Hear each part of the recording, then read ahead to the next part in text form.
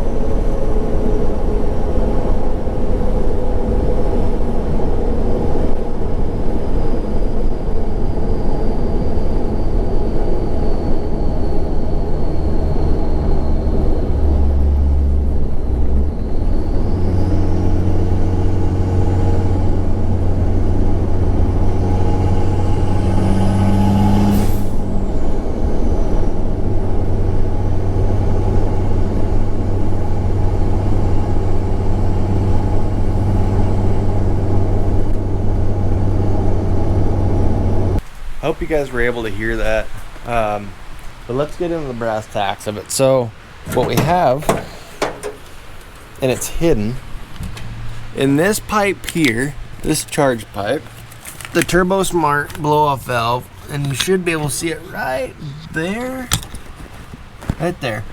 Anyway, you guys should be able to see that. So let's get into what it is first. First of all, it is a Turbo Smart blow-off valve. They sell these kits for Dodge, Ford, and Chevy. Actually, damn near anything.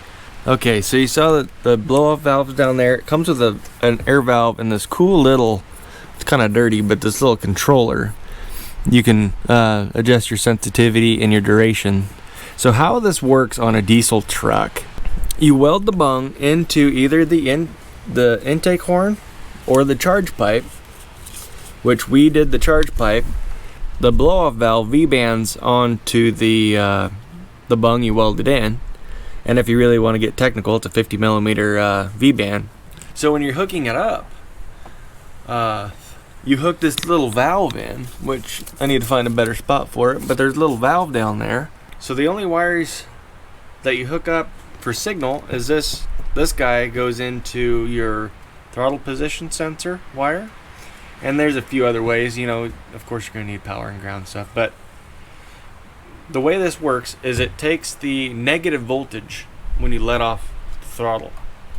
And that's what the sensitivity setting is there. It's basically how sensitive that negative voltage is to get it to trip. So the way it's plumbed is you have a hose that goes into the pressure, you know, into your intake. That sends the boost pressure, the actual boost pressure, to the valve and through the valve into the top of the blow-off valve. So there's a diaphragm on the top of the blow-off valve that the air port goes in the top of. I'll try to put a picture on the screen so you guys get a better idea. So these things are good to like 100 psi of boost. So how it works is your boost pressure goes through the hose, through that electric valve, and into the top of the blow-off valve where there's a spring, right? There's a spring.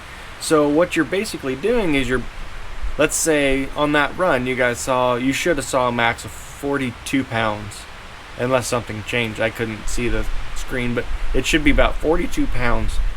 So what it's doing is it's taking 42 pounds of air that's in the intake, and it's actually diverting it to the top of that blow-off valve to keep equal pressure between the blow-off valve and the intake.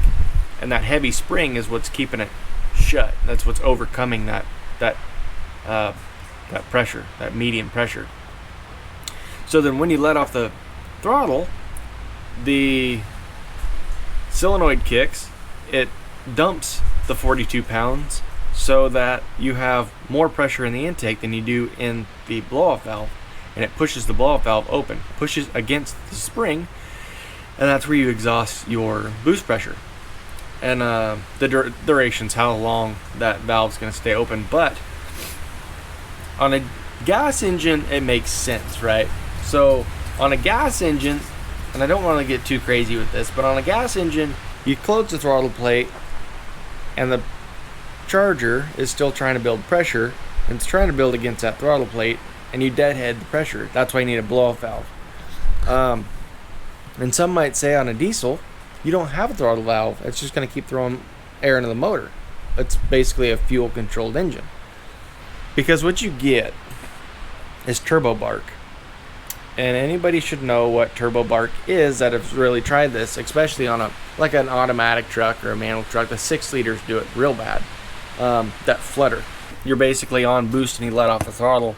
That is turbo bark. So I've heard people say a few different things. Oh, turbo bark is just air still being forced into the motor.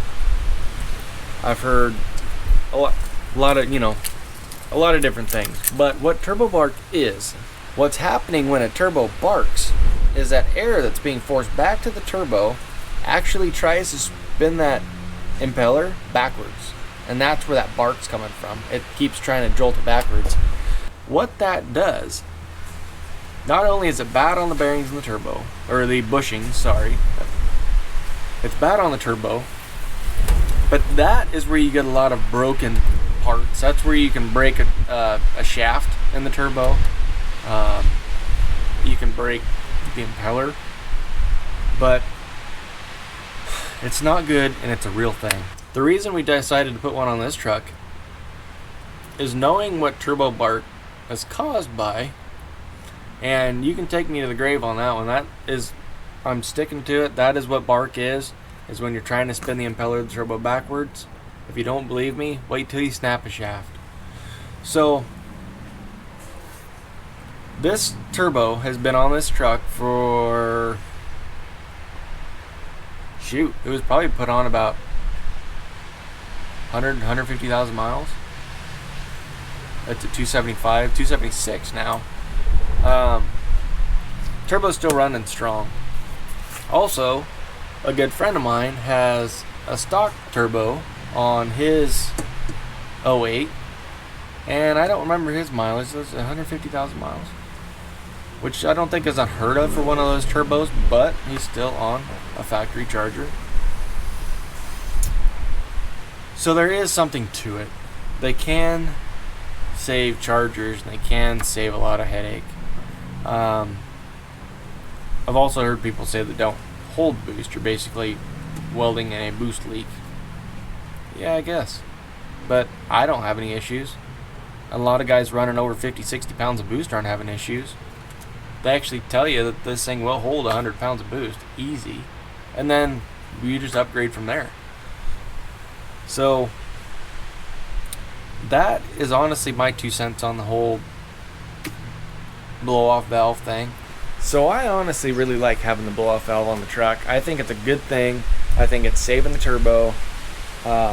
Whether you believe me or not that a diesel engine will only take so much air, and it actually does the same thing as a throttle plate on a gas motor where it backfeeds the air into the turbo and tries to spin it backwards, that is turbo bark. A blow-off valve is a good way to eliminate that, and they're real easy to put on if you can have some fabrication done.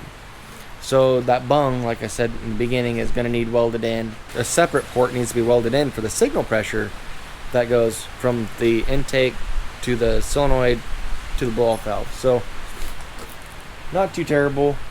I know a few guys with them, and they're very, very happy with them. If you don't agree with them, that's fine. But let me know down in the comments what you think about them. And it'll be a fun little, let's say, debate. Maybe you guys all agree. Maybe some of you don't. That's awesome. Please let me know. But I want to say thank you for watching these videos. we're gonna go inside, get done some other stuff we need to get done today. But I really appreciate you guys. Every time you like these videos, watch these videos, it really helps me grow, and it really helps me to stay motivated to do this for you guys. I have a lot of things going on right now. Got my banner hung up. Really happy about that. That right there has got to be some of the best fuel additives you could ever get your hands on. I haven't had to get some more, but I'm not going to ramble on any longer. Got a lot of cool things coming up with this guy right here. So go down below, like, make sure you subscribe to the channel, and we'll see you on the next one.